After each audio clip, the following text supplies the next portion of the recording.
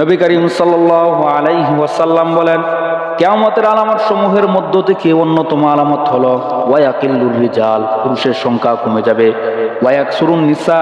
এবং মহিলার সংখ্যা বেড়ে যাবে, হাত্তা তাকুনা লিখামসিনা ইমরাতানিল কাইয়িমুল ওয়াহিদু, এমনকি 50 জন মহিলার পরিচালক হবে একজন পুরুষ, ওয়া তুআর রাজুলু ইমরাতাহু, এবং পুরুষ মহিলার কথা মতো চলবে,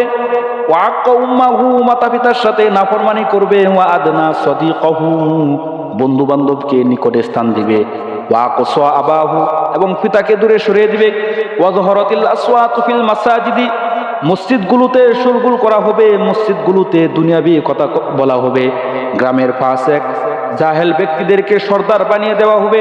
যে সমস্ত লোকেরা পায়ে পড়ার মতো সেন্টেল ছিল না ওই সমস্ত লোকেরা অট্টালিকা বানাবে। রাসূল সাল্লাল্লাহু আলাইহি ওয়াসাল্লাম বলেন, কিয়ামতের আগ মুহূর্তে শহরগুলোকে ধ্বংস করে দেওয়া হবে।